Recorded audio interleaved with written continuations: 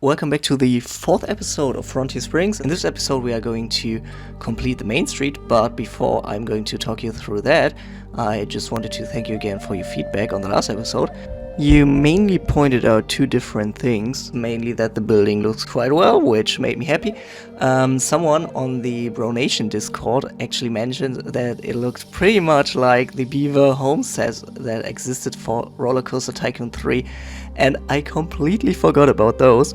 But as soon as he mentioned it, memories flooded like a tsunami, and it was one of the first ever custom scenery object CSO sets that I actually downloaded.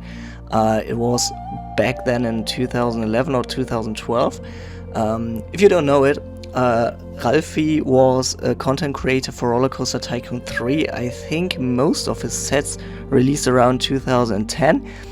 He did quite a lot of different sets. He was a legend in my opinion. He made castle sets, bridging sets, also again these Beaver home kits, and I did so much with those.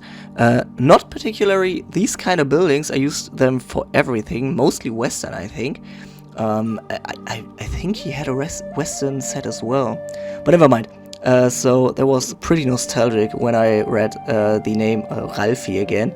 I wonder what he's doing right now. Is he playing Play on Coaster? Maybe, maybe not. I need to search that up later if he's still active in the community. So yeah, there was a fun throwback. Other thing you noticed or mentioned quite often is that the time-lapse was too rapid moving, and I can completely understand that. I thought I want to have the episodes shorter since our attention span is drastically shortened by TikTok, Instagram, and so on. But maybe that was a wrong approach. Maybe it was just too fast. So I slowed it down to 10 times speed now in this one. And I hope that is alright for all of you guys. I do think it looks still pretty good. You can follow what I'm doing. Talking about what I'm doing, I can actually tell you right now. I wanted to have this corner building that is combining the two styles in the Mainstreet, this very lodgy style and the Victorian-esque aesthetic. And I think I managed to do that. Right now you only have seen that I'm doing the ground floor, which actually contains a gift shop, which is pretty usual for a theme park to have a gift shop at the exit, or if you're coming in it's at the entrance. I've decided to not make it too big of a gift shop since the park is not that huge at all, and I think it would be a bit too overwhelming. In my opinion, the gift shops from let's say Europa Park, Disneyland, and I've visited Park Asterix in August, and Park Asterix had like 5 gift shops or so in their Mainstreet, and for me personally that's too much. I don't know where to look for souvenirs, so I've decided to keep it a bit smaller. I just have a few shelves on the wall. I've added a few of those candy containers. I think I will mention that in the real-time part of the video. I actually downloaded them from the workshop, which I usually don't do, but those looked so good, so simple but yet so effective, so that's why I've added them. I've also added these smaller items to have those on display to just make it more interesting. To talk you through the actual style of this one, you can see that I'm not really theming it at all. I've wanted to have a more modern aesthetic for the interior of this building. I think we're going to have a lot more themed gift shops around the park later on in the series, but for the entrance I wanted to have a more modern look.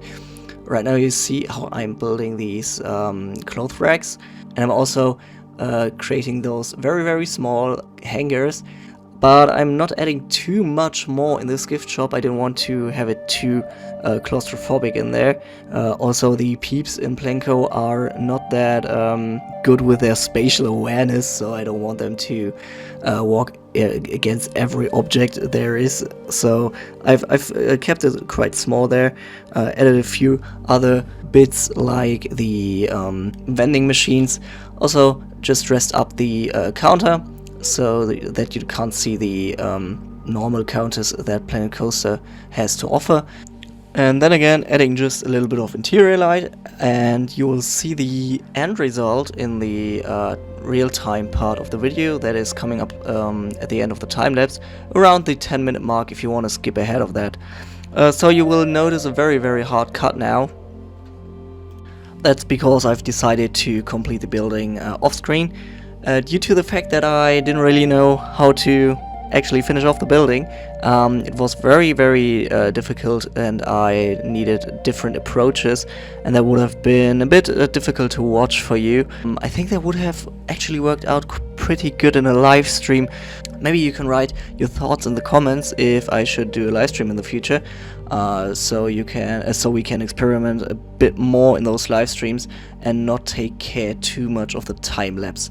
Okay, so let's talk again about what you're seeing right now. I've decided to add another ride in the main street, so we have a lot going on there. We have a restaurant, we have the gift shop, we have a roller coaster, we have the toilet facilities, we have the entrance obviously, and now we even have a small flat ride. I've decided to build a small Ferris wheel. I was inspired by the small Ferris wheel that is at the main entrance of Phantasialand. However, I didn't really like how it is just plopped in front of the facades, and now I wanted to incorporate this Ferris wheel into a house facade. And as much as I like the idea, I didn't really like the result. You will see it at the end. It doesn't look horrible, but it just didn't meet my expectations at all. However, it was the first time that I've actually used the tool to theme up the ride itself, and I just decided to theme the arms that are holding the gondolas, because I was not creative enough to theme the gondolas. Maybe that's coming later on again. I'm just pushing away a few bits, as you may notice. I've just wanted to keep the theme a bit rustic, since the idea was to have a house, just a normal citizen's house, and the ride in front is supposed to be a viewing area on a porch. That's like the basic idea. That's why I've decided to call the ride just patio view. It's like a viewing ride for our small guests. We will have a bigger, a much bigger ride at the later stage of the park, maybe a freefall tower, we will see. So I've started by actually just carving out like the main platform and having these huge pillars again, that with those carvings to match the style of the building on the left, but that is going to change in a minute. Didn't really like how the roof turned out. It was just too big. It didn't really look too realistic, having a ride completely undercover with just the front open, and that's why I've decided to push the roof back, mainly because the gondolas have their own little roofs as well, and at the end of the day it's an observation ride, and if you can't look up or left or right, and you can just enjoy the view in front, that doesn't make too much sense. So that's why I've decided to change that later on. You will see that in the real-time part again. Just adding the back wall with a huge window to just loosen up the entire building.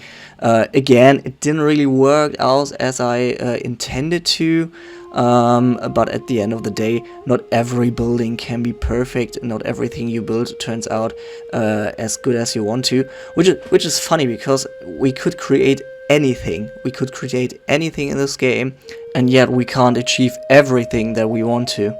Maybe our ideas turn out to be not as good as in our head. I should stop saying our or we, because it just was my problem here.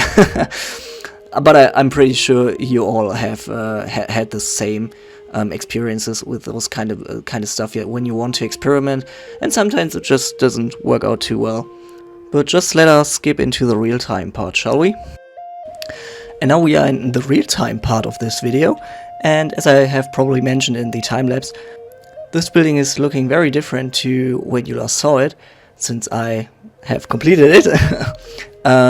Last thing you saw was me building the interior, and I have added this facade, and I'm really happy that I have achieved this classic theme park skill, that it looks like a complete building, but it's just a facade.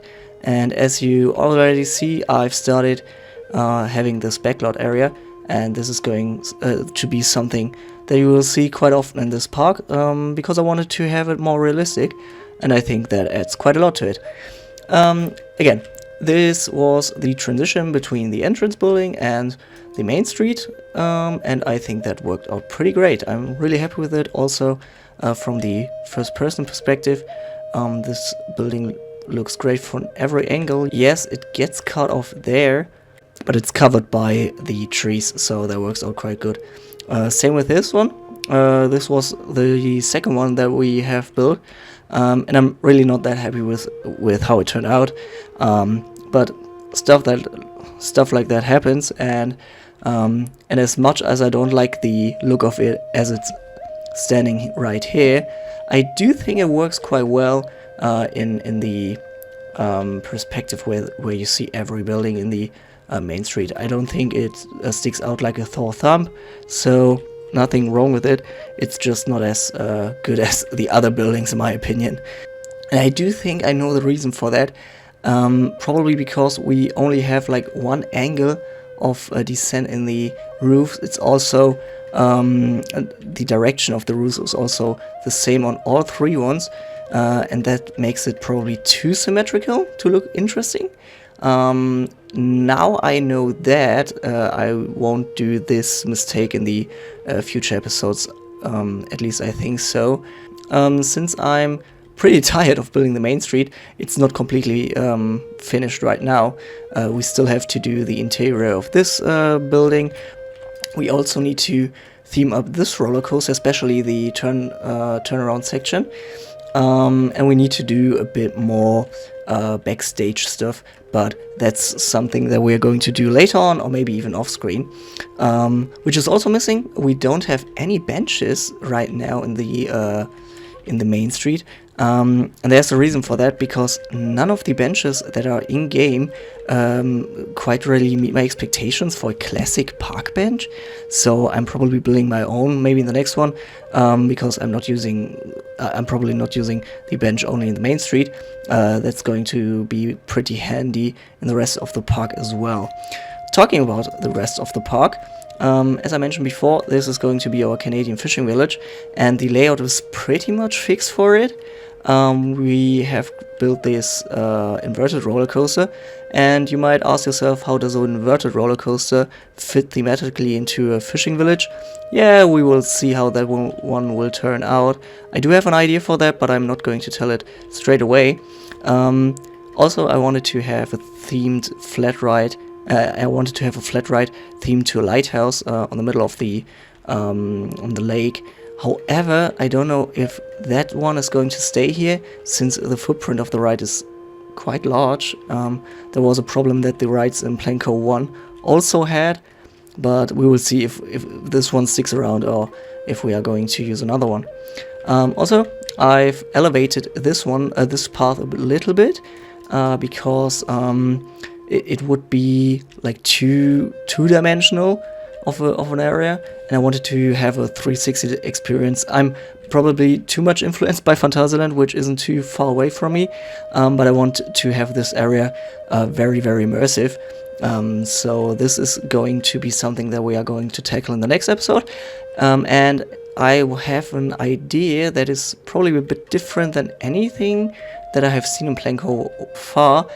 I want to build a fun house that's actually traversable by the peeps, and we are going to see how we're going to make that interesting for the peeps, because it's probably just an empty pathway. I'm going to use quite a lot of tricks to have like invisible path, to have interesting elements in it, but I don't know if the peeps are going to use it. And yeah, I do think that's something to look forward to.